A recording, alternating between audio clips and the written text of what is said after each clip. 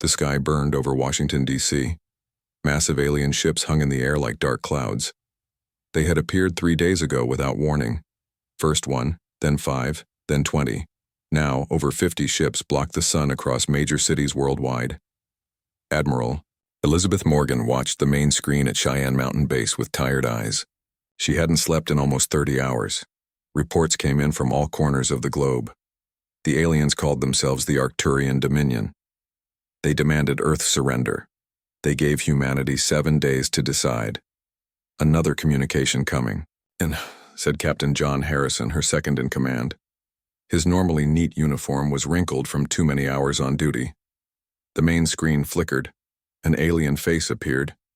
The Arcturian had 6 eyes arranged in a circle and bluish skin that seemed to shimmer like oil on water. Its voice translated through the speakers. Your time grows short, humans. The Galactic Council has determined your species is too unpredictable to join our community. Submit to sterilization protocols or face extinction. Morgan's hands tightened into fists. We've done nothing to threaten you. We've barely left our solar system. Your potential for violence is written in your history, the alien replied. We have studied your wars, your weapons. Better to remove the threat now than wait for you to spread like a disease. The screen went black. Morgan looked around the command center. 20 of Earth's best military minds stared back at her. Some looked afraid. Others angry. All waited for her to speak. Options? She asked. General Frank Collins shook his head. Our missiles can't penetrate their shields. Fighter jets are swatted from the sky like flies. We've lost contact with the lunar base. The Mars colony has gone silent. So we have nothing, Morgan said. A voice spoke from the back of the room. Not nothing, Admiral. We have the Ghost Fleet. Morgan turned. Dr. Evelyn Price stood by the door. The old scientist rarely left her lab deep in the mountain. Her presence here meant something big. Ghost Fleet is just a theory, Morgan said. A myth, Price smiled. Her wrinkled face showed both excitement and fear. I found proof 6 months ago. Hidden files in ancient computer systems. References in texts older than recorded history. I didn't believe it either until I found the activation key. The room grew quiet. Everyone had heard whispers about Ghost Fleet. Strange signals detected from the dark side of the moon. Unusual energy readings from the deepest ocean trenches, but no one in power took these stories seriously. Show me, Morgan ordered. Price led them to her lab. Screens covered the walls, showing star charts and ancient symbols. In the center stood a pedestal with a small metal cube on top. This artifact was found in Antarctica 50 years ago, Price explained. It's over 10,000 years old, but the technology is far beyond even what we have today. What does it do? Harrison asked. It's a key, Price said, a way to wake up things that have been sleeping for a very long time. Morgan approached the cube. It looked simple, just a plain metal box with strange markings on each side. And you think this connects to some kind of hidden fleet? Ships that could help us? Not just ships, Price whispered. Our heritage. The truth about who we really are. Morgan looked at the desperate faces around her. Earth's defenses were crumbling. Billions would die if she did nothing. What do I need to do? Your DNA is the final key, Price said. The oldest military leaders on Earth have genetic markers that match the lock. Place your hand on the cube. Morgan hesitated only a moment, before placing her palm flat on the cold metal. Nothing happened at first. Then the cube began to glow with a soft blue light.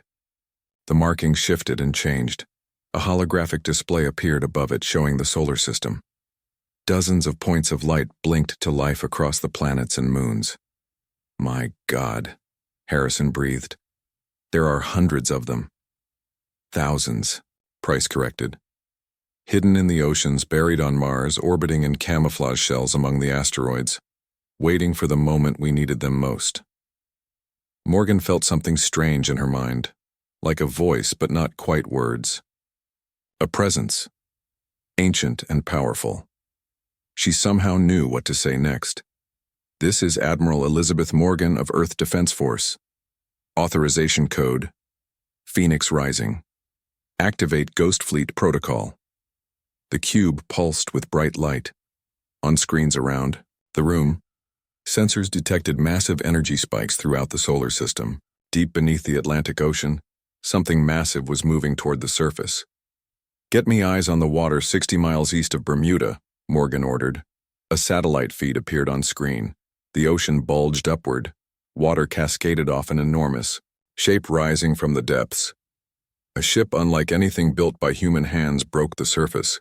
It was massive, at least 2 miles long. Its hull was dark gray with lines of blue energy pulsing along its length.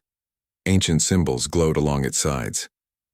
"That's just one," Price said with wonder in her voice. "They're waking up everywhere." On another screen, the Arcturian ships over. Washington suddenly shifted formation. Their sensors had detected something new, something that hadn't been there moments before.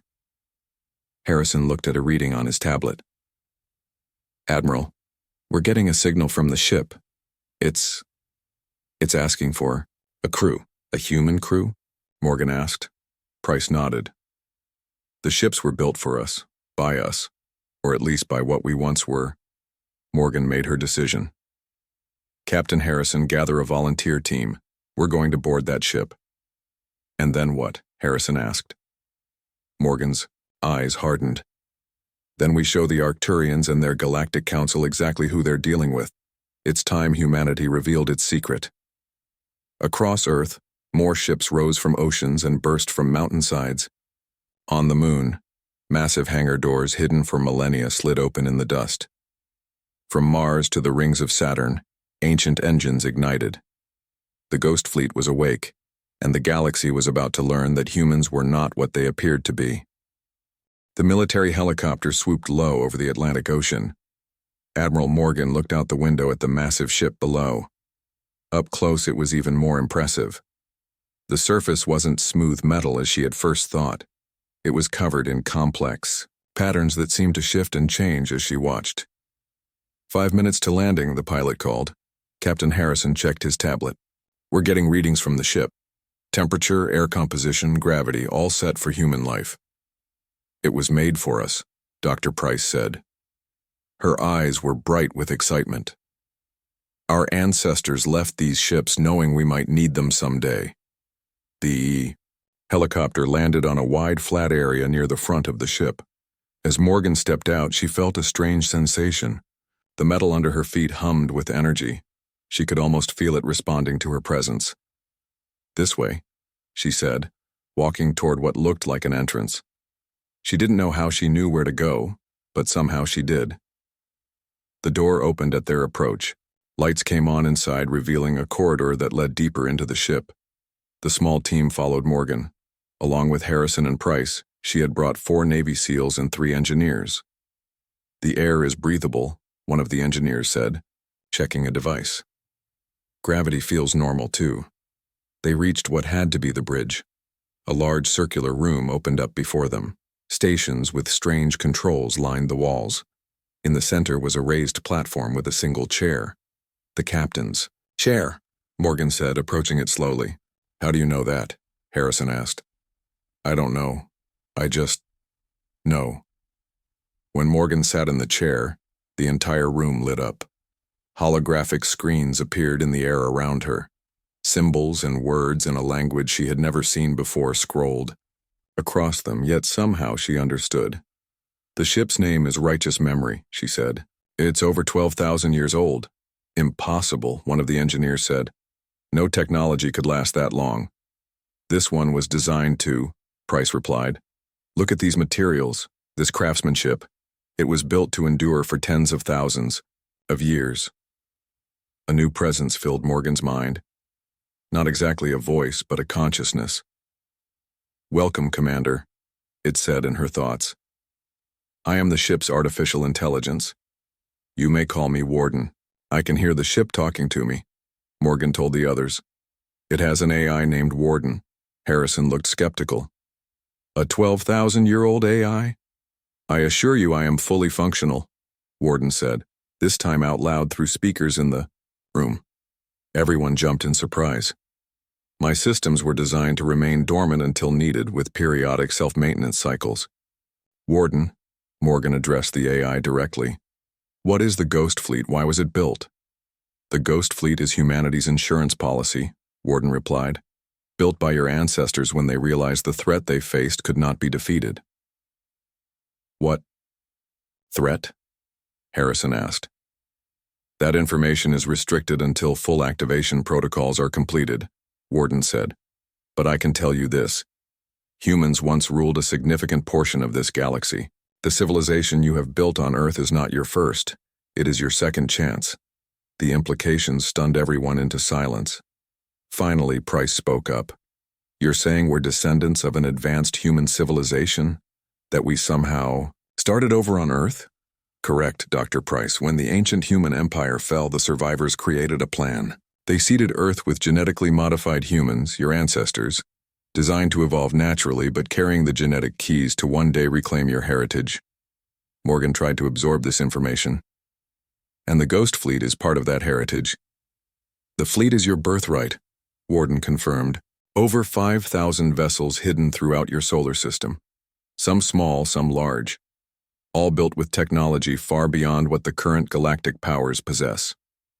A new alert flashed on the holographic screens. Admiral, Harrison said, looking at his tablet. The Arcturians are moving. They've detected the ships. They're positioning for attack. Morgan stood from the chair. Warden, can this ship defend Earth? The Righteous Memory was designed as a command vessel and carries significant offensive and defensive capabilities. However, optimal strategy would involve coordinating with other awakened ships. How many are active now? Morgan asked. 173 vessels have completed startup sequences. Another 300 are in process. And can I command them all from here? With the proper neural interface, yes, Warden said. A section of the floor opened, and a strange helmet rose on a pedestal. It looked like a crown, made of the same shifting metal as the ship's hull. This may be uncomfortable at first, Warden warned. Your mind was not trained for this interface. Morgan looked at her team. If I put that on, what happens to me? Your consciousness will expand to encompass all active vessels, Warden explained. You will become temporarily the fleet mind. Harrison stepped forward. Admiral, this is too risky. We don't know. We don't have a choice, John, Morgan interrupted. The Arcturians are going to attack. We need to be ready. Before anyone could object further, Morgan took the helmet and placed it on her head.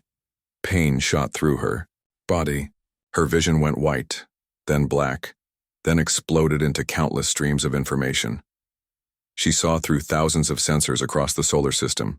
She felt the engines of hundreds of ships as if they were her own limbs. And she saw the Arcturian fleet. 57 ships above Earth. Another 200 approaching from the edge of the system. Their weapons were charging. They're going to fire on our cities, she said, her voice strange even to her own ears. Through the neural link, Morgan sent commands to the awakened ships. The Righteous Memory rose higher out of the water. Other massive vessels surfaced from oceans around the world. Ships hidden on the moon emerged from ancient hangars. Defense platforms buried under Mars activated weapon systems. In orbit, the Arcturian commanders watched in growing horror as their sensors detected more and more human vessels. Ships that hadn't been there hours before. Ships with energy signatures, unlike anything in their database. The Arcturian admiral opened a communication channel. This is impossible. Your species has no such technology. Morgan's face appeared on their screens. Behind her eyes, they could see something different. Something older than any of them. You're right, she replied. We didn't build these ships, but our ancestors did, and they left them for us, for exactly this moment. The first Arcturian ship fired at New York. A beam of energy lanced down toward the city. It never reached its target. A shield of shimmering blue light intercepted it. The energy dissipated harmlessly. Now, Morgan said, let me show you what happens to those who threaten humanity. The Ghost Fleet opened fire. Space lit up with energy beams and explosions. The Ghost Fleet moved with perfect coordination. Each ship knew exactly where to be.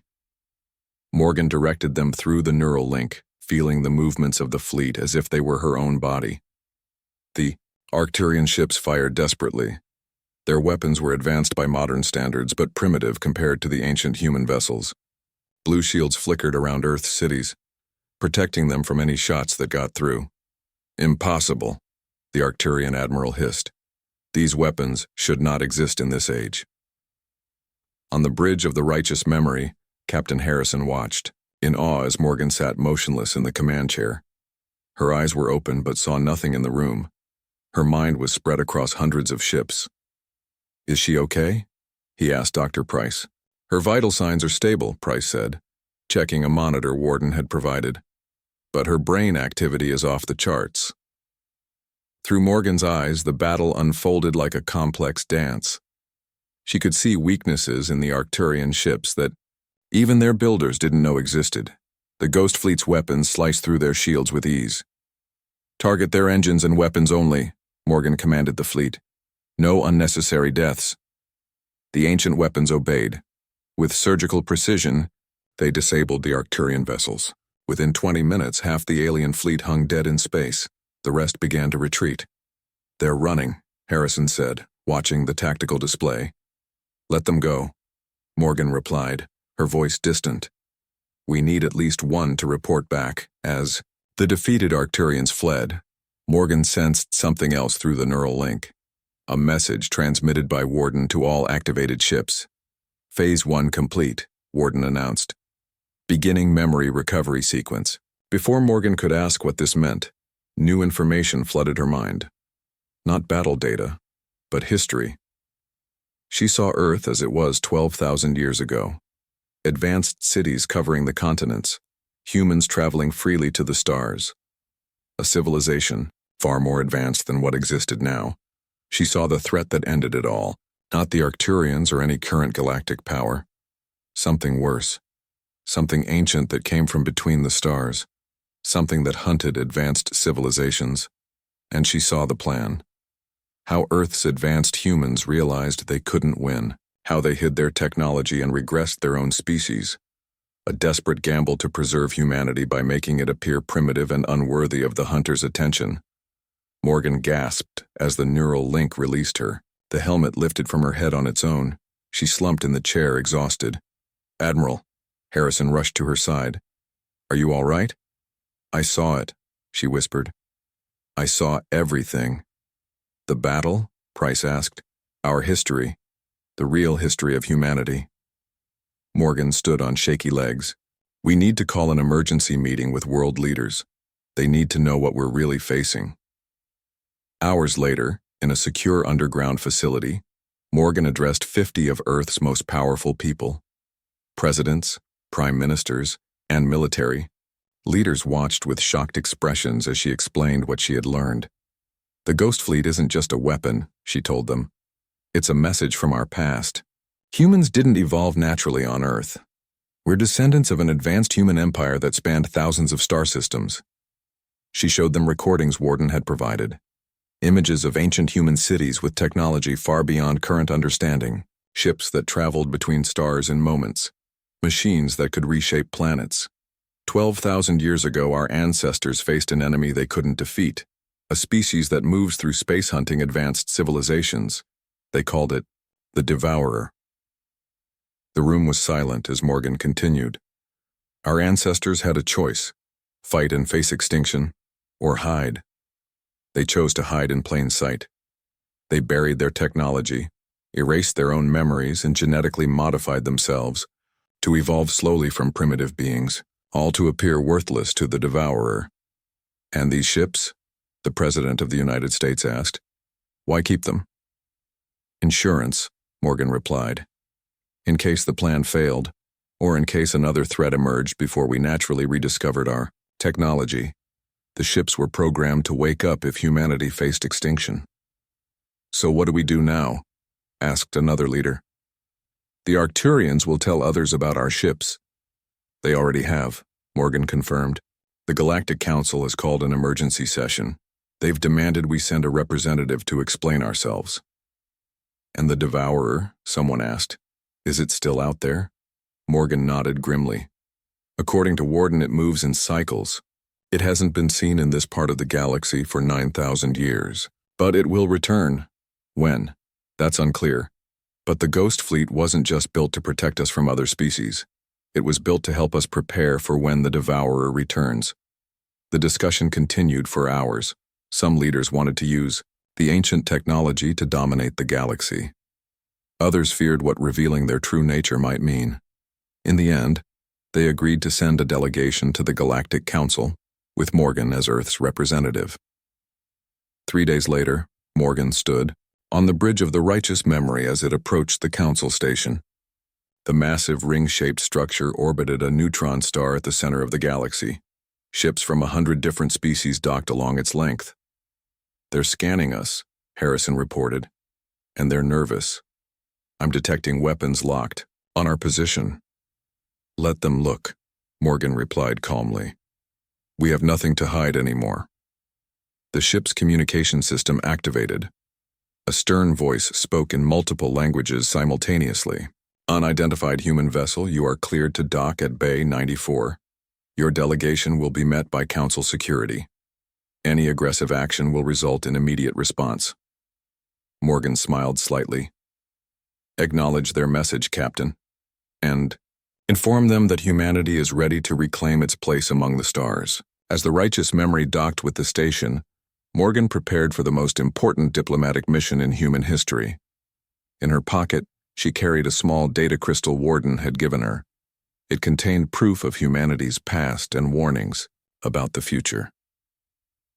The galaxy was about to learn that humans were not the primitive newcomers everyone thought they were. They were returning players in a game older than most civilizations could comprehend, and this time, they would be ready when the Devourer came. The Galactic Council chamber was enormous. The ceiling arched hundreds of feet above. Seats for representatives of over 200 species formed rings around a central speaking platform. Every seat was filled. Many had come just to see the humans who controlled warships older than their civilizations. Morgan stood on the speaking platform with Harrison and Dr. Price beside her. 6 armed guards from different species stood nearby, watching them carefully. The Arcturian representative had demanded they be treated as dangerous criminals. High Counselor Zexitara, a tall being with 6 eyes and shimmering blue skin, called the session to order. We gather today to address a grave situation, the counselor announced. 3 days ago, humans, a species we had classified as primitive and pre-FTL, revealed possession of technology far beyond their development level, technology that by all accounts should not exist. Murmurs spread through the chamber. Morgan stood calmly, waiting her turn to speak. The Arcturian Dominion has submitted a formal complaint, Zexitara continued. They claim humans used these hidden weapons to attack their peacekeeping fleet. The Arcturian representative stood. The human ships destroyed 27 of our vessels. They threaten the stability of the entire quadrant. After you threatened to exterminate our entire species, Morgan replied evenly. Zexitara raised a hand for silence. Admiral Morgan, you will have your chance to speak. First, we must understand what we are dealing with. Our scientists have examined scans of your vessels. They appear to be at least 12,000 years old, possibly older. Yet humans have only had industrial technology for a few hundred years. Explain this contradiction. Morgan stepped forward. She placed the data crystal Warden had given her into a slot on the platform. Holographic images appeared above the chamber. What I am about to tell you will change how you view galactic history, she began. 12,000 years ago, humans were not primitive. We were an advanced species with technology beyond what any current civilization possesses. We had colonies on thousands of worlds. We had ships that could cross the galaxy in days. We had cities that would make your greatest achievements look like primitive settlements. The images showed ancient human cities with towering spires, vast fleets of starships, and technology that even the most advanced council species couldn't understand. Then something happened, Morgan continued. Something that forced our ancestors to make an impossible choice. The hologram shifted to show a dark shape moving between stars. It was difficult to look at directly, as if it existed partly in another dimension. Our ancestors called it the Devourer, a species, if you can call it that hunts and consumes advanced civilizations. It's drawn to signs of highly developed technology like a predator to blood. Silence fell over the chamber. Many of the older species had legends of something similar, stories of entire civilizations that simply vanished overnight. Our ancestors realized they couldn't defeat it, Morgan explained.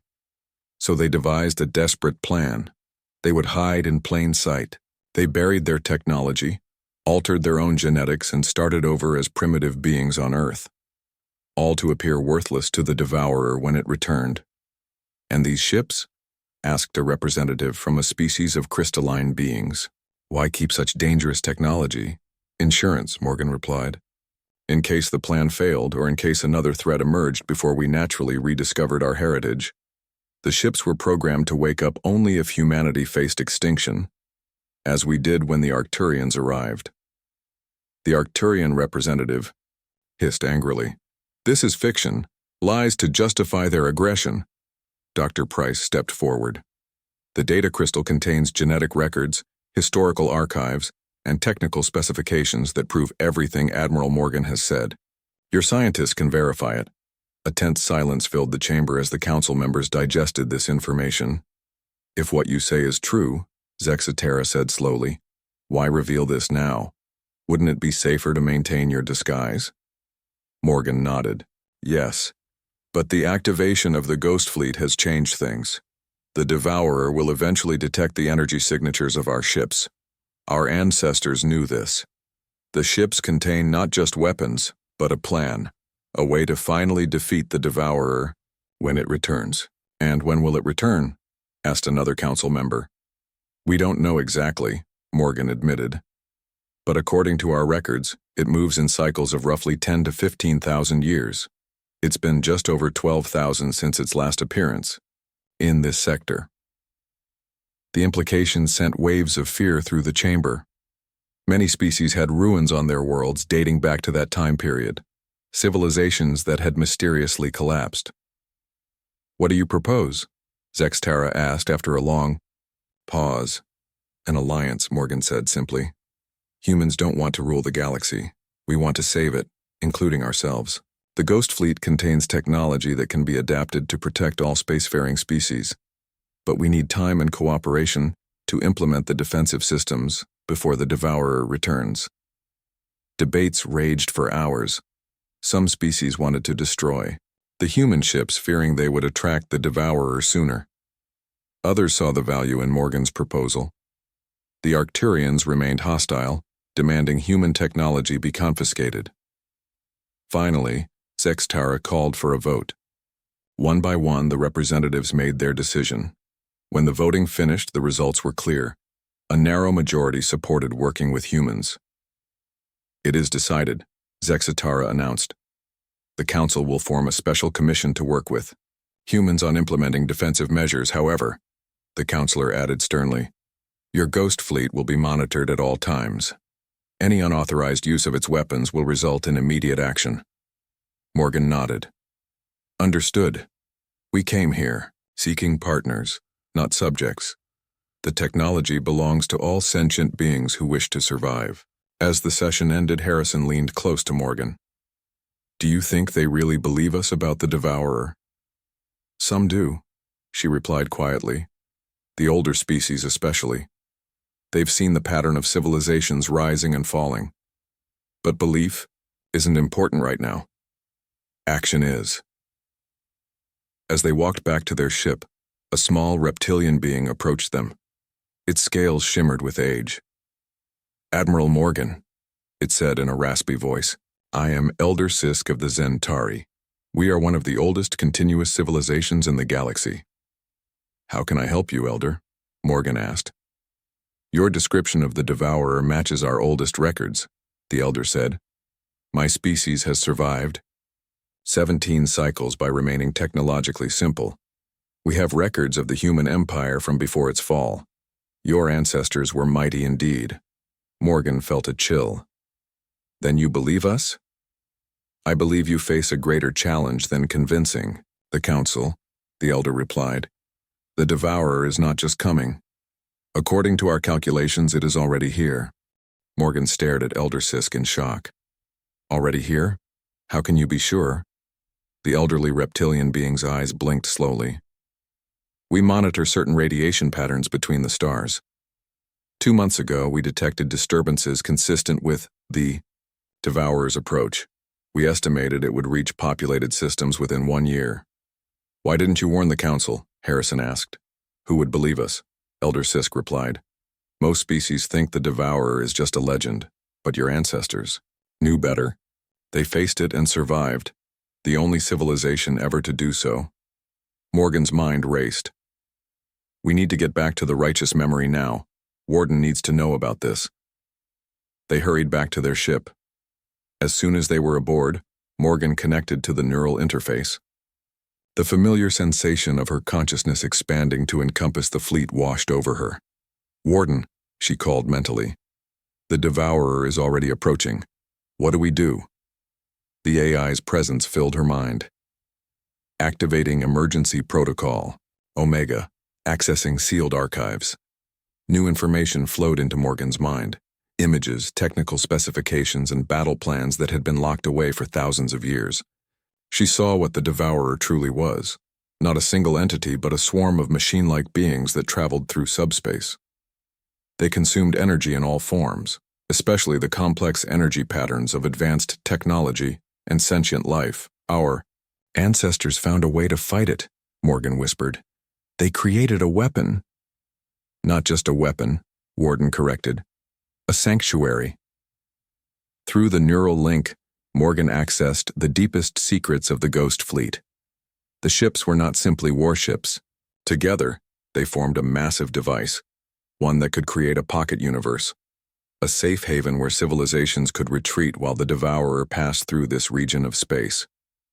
We need to begin immediately, Morgan told her team when she disconnected from the interface. The Ghost Fleet wasn't built just to fight conventional enemies. It was designed to save as many species as possible from the Devourer. Over the next month, humans worked frantically alongside Council scientists to implement the plan. The Ghost Fleet ships moved into precise positions throughout the galaxy. Each vessel was a crucial component in an enormous machine that spanned thousands of light years. Not all species joined the effort. The Arcturians remained suspicious and refused to evacuate their worlds. Other races couldn't believe the Devourer was real, despite the evidence provided from human archives. Morgan stood on the bridge of the righteous memory, watching progress reports come in from across the galaxy. Dr. Price worked with alien scientists to fine-tune the ancient technology. Harrison coordinated the evacuation of willing species to designated safe zones. We've got movement at the edge of the Carina Arm, a sensor operator called out. Something big is distorting space-time. On the main screen, strange patterns appeared, against the backdrop of stars. It looked like a ripple in the fabric of reality, a darkness that bent light around it. It's happening, Morgan said quietly. Sooner than we expected. The first systems to go dark were unpopulated ones near the galactic rim. Then reports came in of colonies going silent. The Devourer moved faster than even Elder Sisk had predicted. We're not ready, Price said, her voice tight with fear. We need another week to align the fleet properly. We don't have a week, Morgan replied. She closed her eyes thinking. We need to distract it. Slow it down. How do you distract something that size? Harrison asked. Morgan looked at the tactical display where a small group of Ghost Fleet ships were positioned near the Devourer's path. With bait. Before anyone could stop her, Morgan connected to the neural interface. Through the fleet mind, she directed 20 ships to break formation. Their orders were to activate all systems at maximum power, creating an energy signature, too tempting for the Devourer to ignore. The plan worked. The dark entity changed course, pursuing the decoy ships. But the cost was high. One by one, the vessels were overtaken and consumed, their ancient technology absorbed into the hungry void. It bought us 3 days, Morgan told the council in an emergency session. We need to use them wisely. The final preparations moved at frantic speed. Species that had agreed to the plan gathered their populations at designated points. The remaining Ghost Fleet ships adjusted their positions, creating a vast geometric pattern across the galaxy. On the day of activation, Morgan stood on the Righteous Memories Bridge one last time. Through view screens, she could see the darkness, approaching, now visible even to normal instruments as it consumed energy and matter in its path. "All ships report ready," Harrison said. "Safe zones are at 93% capacity." Morgan nodded and took her place in the command chair. The neural interface connected instantly. She felt the minds of other fleet captains joining her, humans who had stepped up to control the ancient vessels. "On my mark," she told them. 3, 2, 1, activate. Energy surged through the Ghost Fleet. Each ship generated a specific frequency that resonated with the others.